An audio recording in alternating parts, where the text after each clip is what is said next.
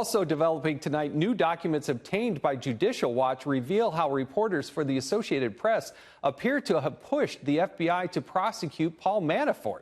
Joining me now for more reaction to this and much, much more is Judicial Watch President Tom Fitton and American Conservative Union Chairman Matt Schlapp. Gentlemen, thank you for joining us.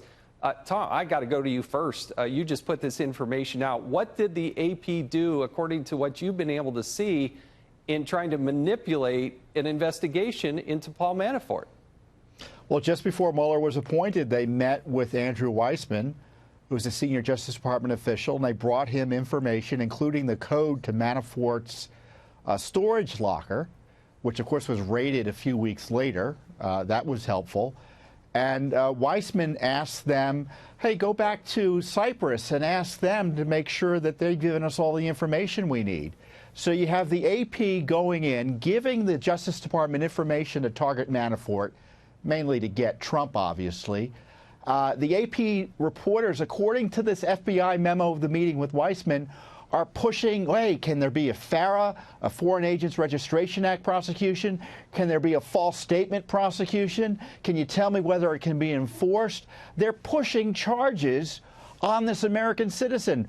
On what planet is it ethical for journalists to do this? And then Weissman sending the journalists, assigning them to contact a foreign government to get up dirt on the president's former campaign manager.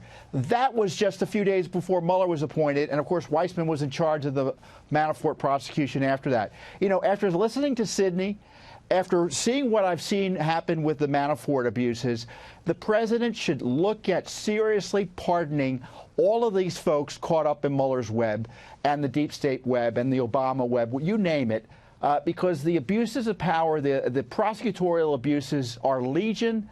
And if I were Attorney General Barr, in the least, he should be freezing the Flynn prosecution and investigating what went on there. You know, Matt, I was sometimes mocked if I talked about the deep state. People in Washington, D.C. and the Beltway would just kind of laugh at you. But now here we are today, all this evidence, mountains of evidence, and then you have people like, you know, Nadler and Schiff just scuffing off saying, oh, this is political on Trump's part. How do you react when you see all this? Well, like you, I've resisted some of this deep state lingo. I think on the swamp, people had it all wrong. They thought it was kind of like, you know, people pay to play in Washington. The problem with the swamp is something that's incredibly serious, which is even when Republicans win the presidency, the left controls the city. They control all the white buildings. They control all the agencies because the places where the government, the federal government recruits from are very blue areas, Northern Virginia, Washington, and Washington, D.C. And, you know, I think about Paul Manafort. I met today with somebody who's known that family a long time.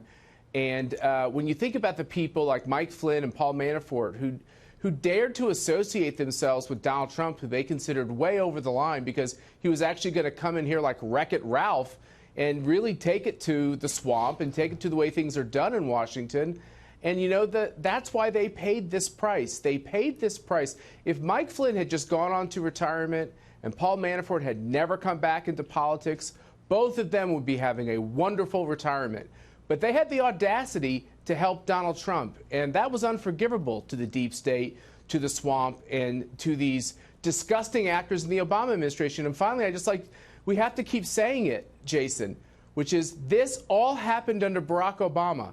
I believe Barack Obama knew exactly what the wrongdoing, or at least knew in a broad sense, the wrongdoing that took place to try to stop Trump as a candidate and then as a new president.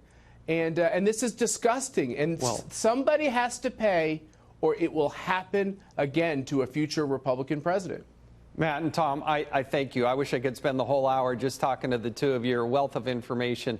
And anytime you can weave in Wreck-It Ralph to your answer, you get an A+ from me because I love that movie. I agree. Gentlemen, thank you.